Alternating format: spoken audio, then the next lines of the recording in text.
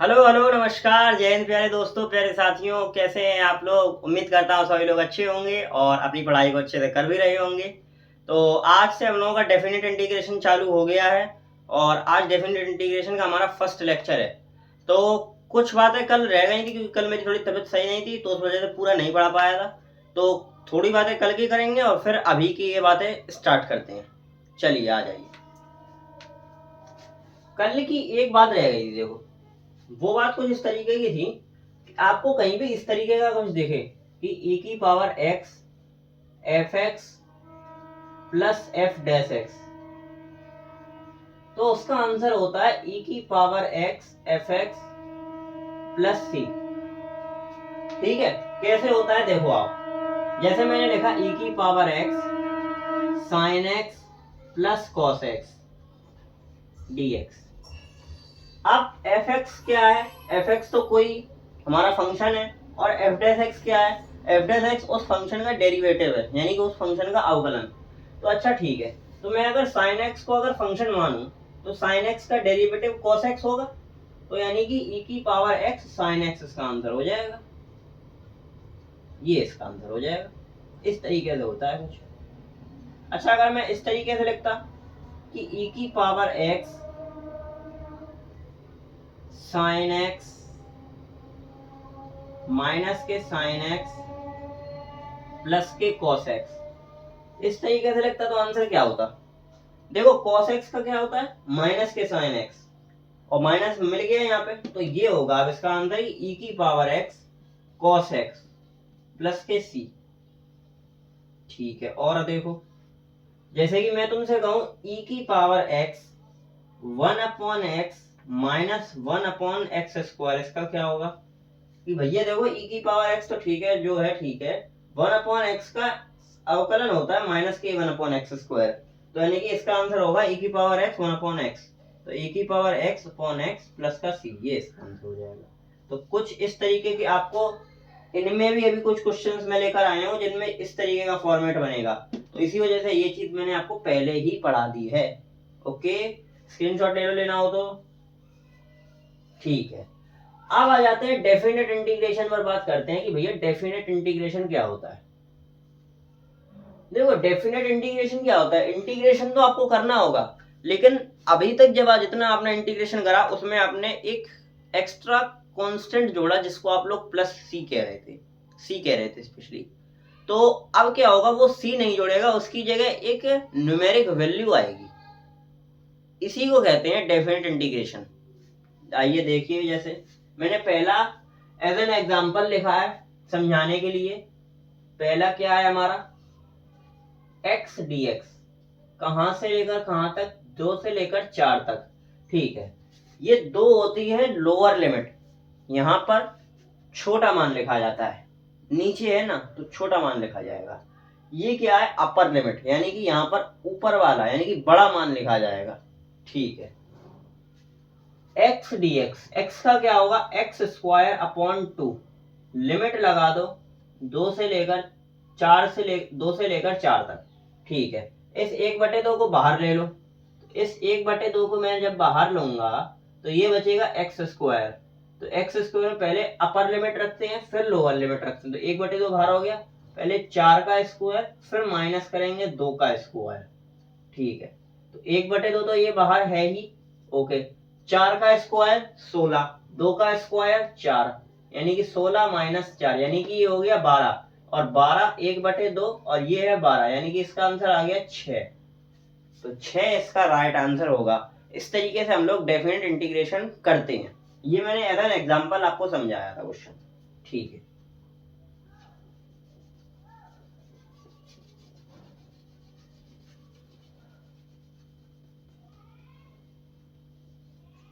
देखिए जैसे जैसे कि 10x का इंटीग्रेशन करो π/6 से π/3 तक, इसको हम लोग पढ़ते हैं lower limit to upper limit, π/6 से π/3 तक करो।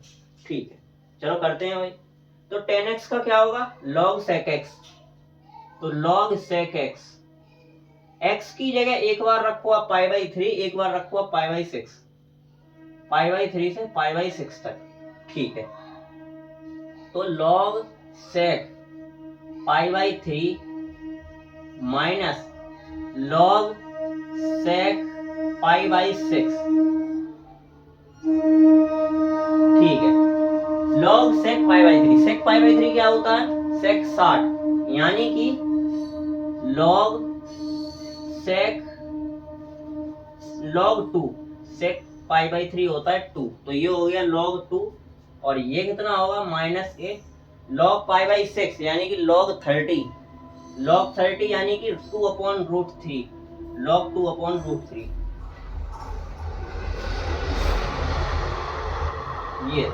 ये इसका आंसर होगा। log से log काट दोगे तो log 2/2/3 आ जाएगा। तो इसको ऐसे भी आप लोग लिख सकते हो कि log 2 तो है ही ये, और 2/√3, तो ये √3 ऊपर चला जाएगा, तो ये 2 से 2 कट जाएगा, तो इसका आंसर आ जाएगा log √3। log √3 को और कैसे लिख सकते हो आप लोग? log 3 की पावर 1/2, इस 1/2 को आगे ले आओगे तो 1/2 log 3 आंसर आ जाएगा। ऐसे भी इसको आप लिख सकते हो। और अब याद रखना, अब प्लस सी मत ऐड करना, क्योंकि अब एक न्यूमेरिक वैल्यू आ रही है, और न्यूमेरिक वैल्यू जब आती है तो वो डेफिनेट इंटीग्रेशन होता है, और डेफिनेट इंटीग्रेशन में प्लस का सी एड ऑन नहीं होता है, ये चीज ध्यान रखना। ठीक है, ओके, चलो ये क्वेश्चन भी हो गया। अब मैं आपको कुछ कॉन्सेप्ट सिखा दूं, फिर उसके बाद क्वेश्चन और कराता हूं। चलिए,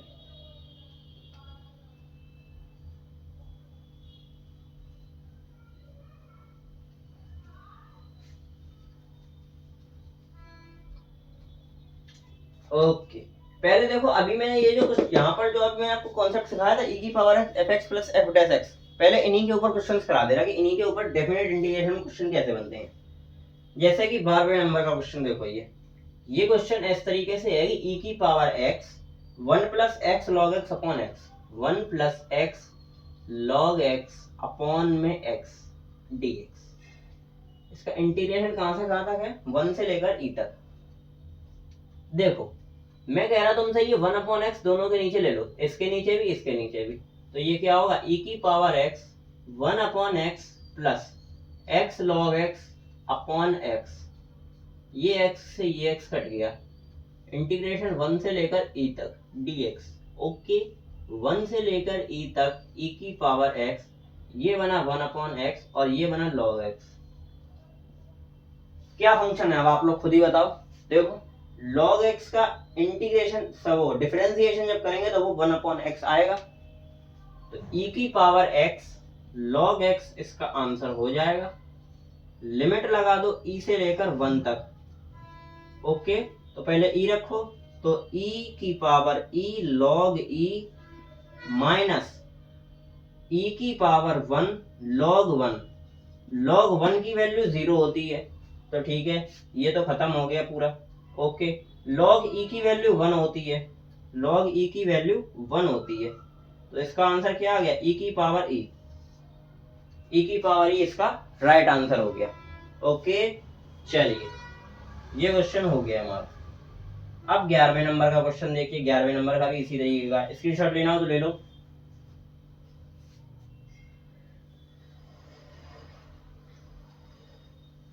ग्यारहवें नंबर का क्वेश्चन हमसे कह रहा है e की power x 1 plus sign x upon में 1 प्लस कॉस x dx। कहां से कहां तक है हमारा integration? 0 to pi by 2, 0 to pi by 2। Okay, तो e की पावर x तो ऐसा का ऐसा ही लिखो, 1 प्लस साइन x भी ऐसा का ऐसा ही लिखो। पहले cos x का फॉर्मूला खोलो जिससे कि ये 1 कट जाए, तो cos x का हाफ एंगल में फॉर्मूला खोलेंगे 1 प्लस cos x यानी कि 2 cos square x by 2 minus 1, तो ये माइनस 1 से प्लस 1 गया, 0 to पाई बाई 2। ओके, तो e की power x 1 plus sign x upon में 2 cos स्क्वायर x बाई 2।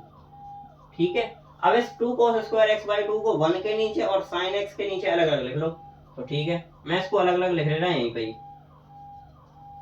तो 1/2 cos square x by 2 plus sign x upon 2 cos square x by 2। Okay okay. तो अब देखो क्या बनेगा ये e की पावर x, तो ऐसा का ऐसा ही 0 से लेकर पाई बाई 2 तक होना है 1/2 cos स्क्वायर x बाई 2, यानी कि 1/2 और ये sec स्क्वायर बन जाएगा, तो 1/2 sec square x by 2। Okay, plus sign x का हाफ एंगल का फॉर्मूला खोलेंगे तो वो क्या बनेगा 2 sin x by 2 cos x by 2, और अपॉन में आपके है 2 cos square x by 2। Okay, 2 से ये 2 चला गया, एक cos से ये एक cos निपट गया, तो sin अपॉन cos क्या बनेगा 10। तो ये क्या बना e की power x 0 to pi by 2 1/2 sec square x upon 2 plus का 10 x अपॉन 2 dx। अच्छा, अब देखो 10x का डिफरेंशिएशन करेंगे तो sec स्क्वायर आएगा, x बाई 2 का करेंगे तो 1/2 और आ जाएगा, तो यानी कि ये होगा हमारा fx। ओके, तो इसका आंसर क्या हो जाएगा e की power x 10x by 2, limit लगा देंगे पाई बाई 2 से लेकर 0 तक। ठीक है, ठीक है, तो e की पावर पाई बाई 2, e की पावर पाई बाई 2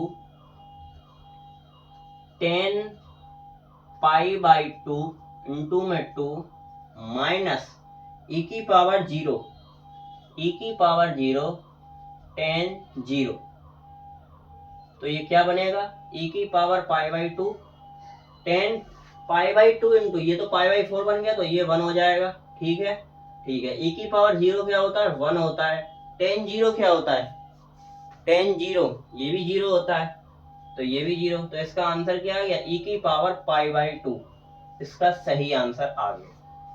ओके, आ गया, इस तरीके से ये क्वेश्चन हो गया।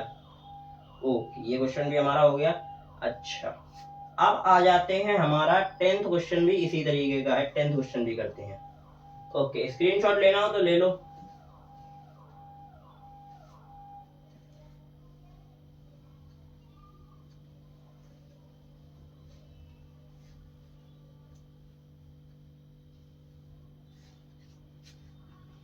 ओके, आ जाइए x e की पावर x अपॉन में x प्लस 1 का होल स्क्वायर, x e की पावर x अपॉन में x प्लस 1 का होल स्क्वायर, इंटीग्रेशन है हमारा 1 से लेकर 2 तक, 1 से लेकर 2 तक।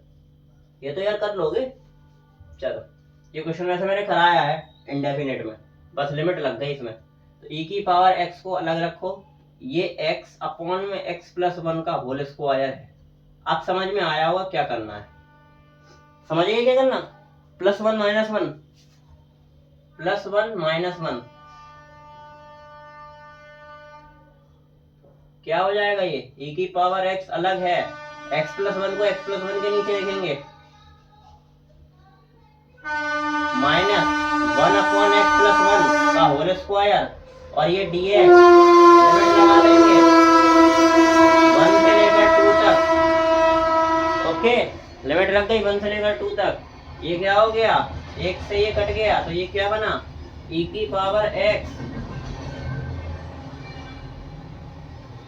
1 upon x plus 1 minus 1 upon x plus 1 का होल स्क्वायर। अभी कराया था जस्ट क्वेश्चन कि e की power x 1 upon x minus 1 upon x का होल स्क्वायर क्या होता है, ये फंक्शन का डिफरेंशिएशन, तो आंसर क्या होगा e की पावर x अपॉन में x प्लस 1, लिमिट लगा देंगे 1 से लेकर 2 तक, वो सॉरी 2 से 1, ये 2 ये 1।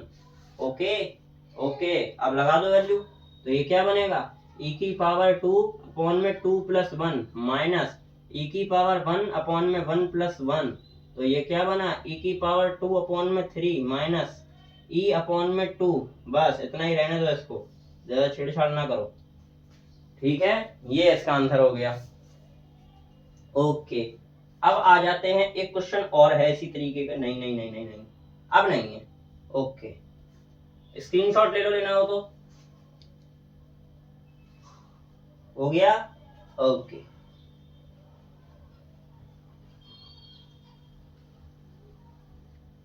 चलो आ जाओ, 10th क्वेश्चन भी हो गया। अब आ जाते हैं 9th क्वेश्चन पर।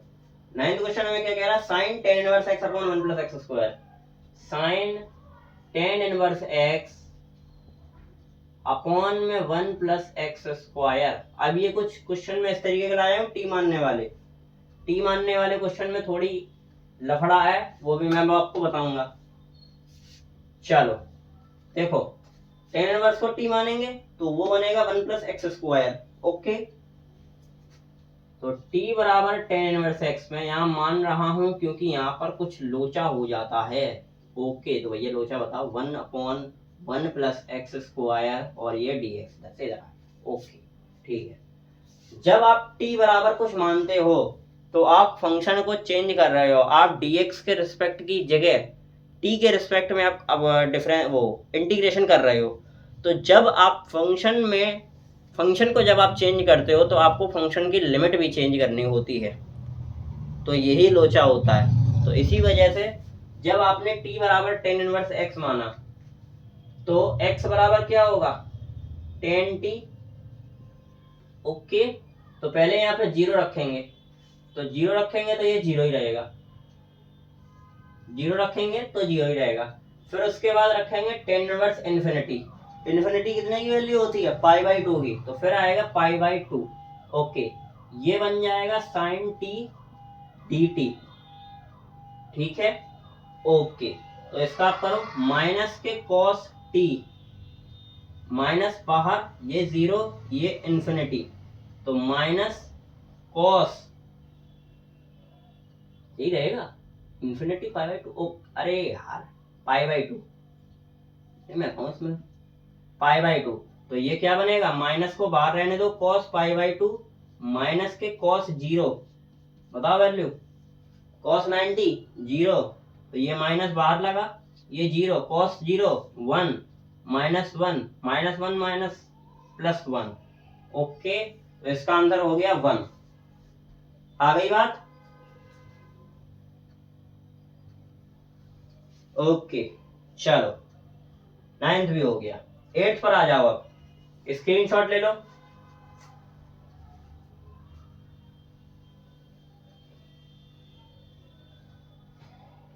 अब आ जाओ एट्थ, e की पावर x अपॉन में वन प्लस e की पावर x अपॉन में वन प्लस e की पावर टू एक्स, इंटीग्रेशन करना है इसका जीरो टू वन। ओके, मैंने आपको बताया था कि कहीं भी इस तरीके का फंक्शन दिखे कि ऊपर तो e की पावर x है, नीचे वन का स्क्वायर बन रहा है, प्लस e की पावर x का होल स्क्वायर बन रहा है।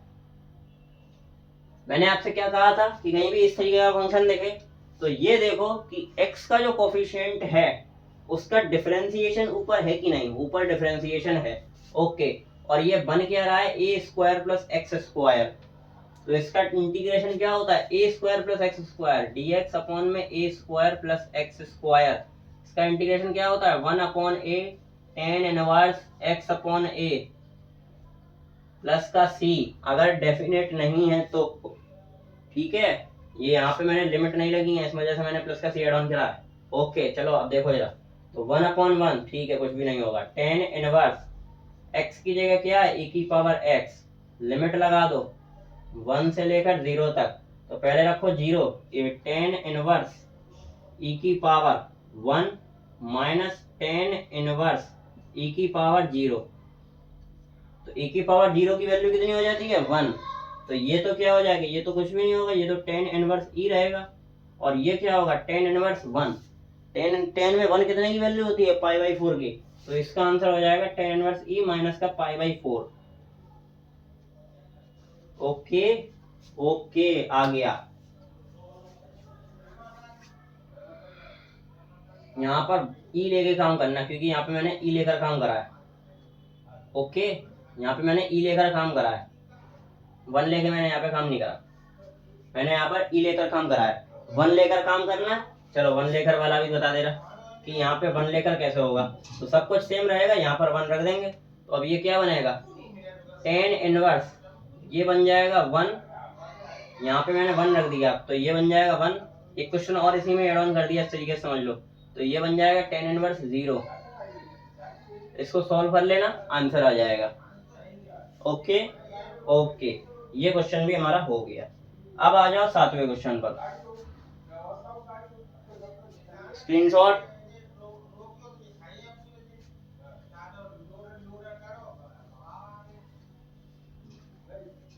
अब देखो 7वां क्वेश्चन क्या कह रहा है। 7वां क्वेश्चन आपसे कह रहा है कि बेटा पढ़ लो, नहीं पढ़ोगे तो एनडीए क्लियर ना होगा बेटा, पढ़ लो बेटा पढ़ लो।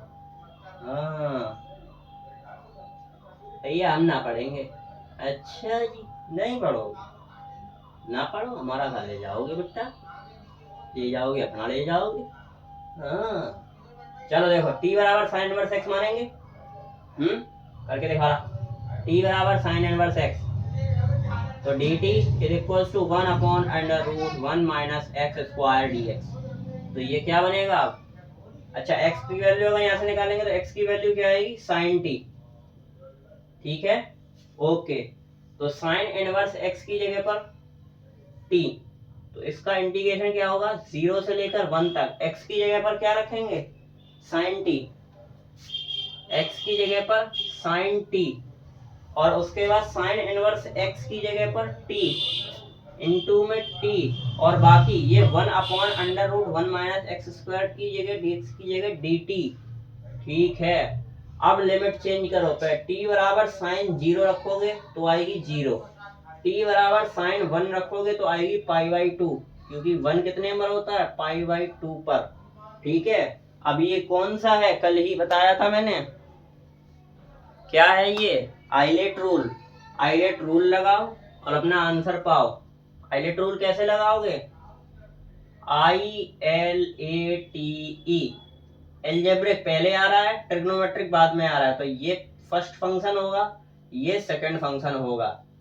इंटीग्रेशन लगा मारो और आंसर ले जाओ। ठीक है, ये आपका इतना होमवर्क है, क्योंकि आइलेट मैंने आपको कल ही पढ़ाया था, ये आपका होमवर्क है। ठीक है, अब आ जाओ कुछ इस तरीके के क्वेश्चंस पर कि साइन की पावर में कुछ हो, कॉस की पावर हो, तो इस तरीके के क्वेश्चंस कैसे सॉल्व होते हैं। जैसे कि पहले इसी क्वेश्चन को आप लोग कर लो कि साइन एक्स का क्या होगा? π/0 से π/2 का साइन एक्स dx, 0 से लेकर π/2 तक इसका क्या होगा? 0 से लेकर π/2 तक। ये तो डायरेक्ट ही हो रहा है, तो इसका डायरेक्ट कर दो। तो साइन का क्या होगा? माइनस के कॉस एक्स, 0 से लेकर π/2 तक, तो माइनस बाहर, कॉस 0 की वैल्यू कितनी होती है? 1। कॉस 90 की वैल्यू कितनी होती है? कॉस 90 0, तो इसका आंसर क्या होगा? -1। -1 होगा इसका यार, है अजीब आ रहा आंसर। कॉस का माइनस का, साइन का माइनस कॉस, π/2 रखेंगे पहले, तो कॉस 90। अरे अरे अरे अरे भाई घूम, माइनस हो आ ही नहीं सकता इसका आंसर। देखो माइनस कॉस 90 रखेंगे पहले, कॉस 90, यार ये आंसर क्या था? माइनस के कॉस 0 रखेंगे। ठीक है, तो माइनस तो है ही ये। ठीक है, कॉस 90 क्या होता है? 0, कॉस 0 क्या होता है? 1, -1 माइनस +1। हाँ प्लस वन आ गया, वो तो क्या आंसर। ओके, ये क्वेश्चन हो गया। अब देखो पावर वाले क्वेश्चन देखो, ये पावर कुछ लगी हो तो क्या होता है। पावर का एक सीधा सीधा खेल है, इसका स्क्रीनशॉट लेना, ले लो। वैसे ये तो होमवर्क नहीं है, इसका स्क्रीनशॉट क्या लो, मैं बिगाड़ देगा।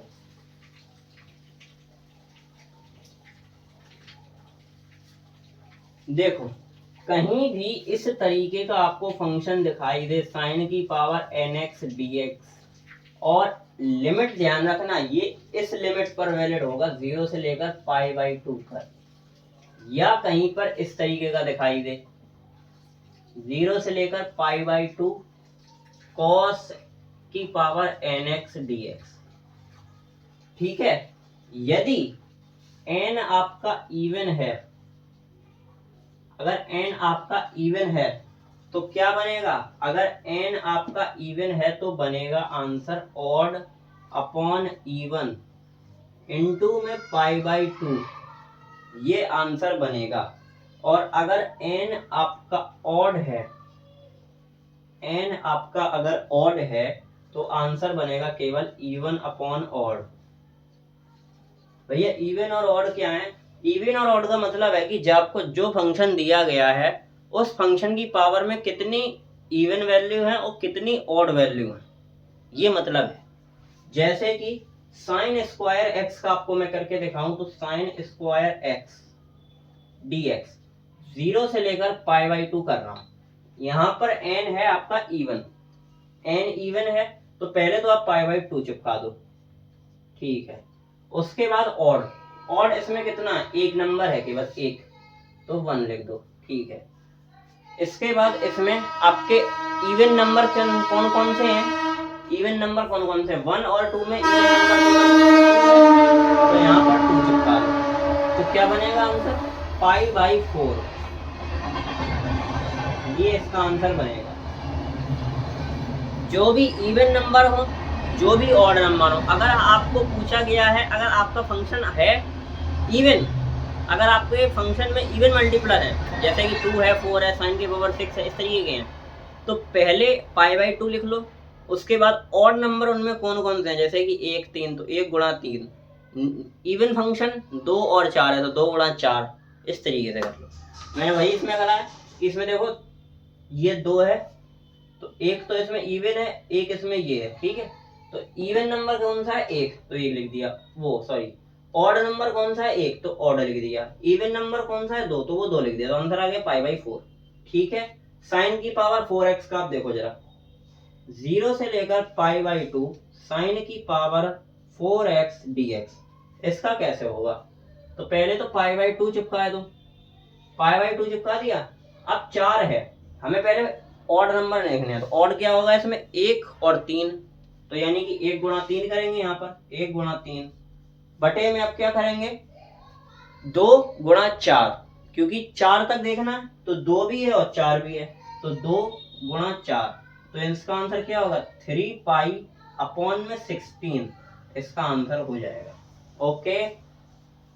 साइन की पावर 5x, इसका क्या होगा, साइन की पावर 5x dx, इसमें तो कुछ करना ही नहीं होता है।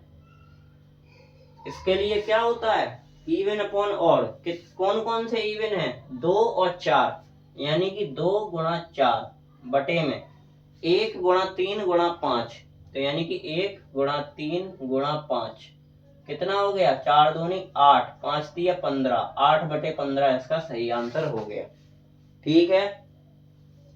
साइन की पावर 4x प्लस कॉस की पावर 4x, साइन की पावर 4x का क्या होता है, 3π/16, कॉस की पावर 4x का वही होगा, क्योंकि दोनों के लिए पावर फॉर्मूला तो सेम ही है, तो 3π/16 3π/16 प्लस कर देना, यही इसका आंसर हो गया।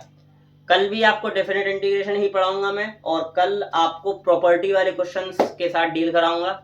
और आज की वीडियो इतनी ही, कैसी लगी कमेंट सेक्शन में ज़रूर बताएं। आज मेरी तबीयत अच्छी थी तो आज थोड़ा मजाक भी करा, तो चलिए ऐसे ही मजाक करते करते करते करते हम लोग एनडीए के सफ़र को पूर्ण करेंगे अच्छे से। नमस्कार, जय हिंद।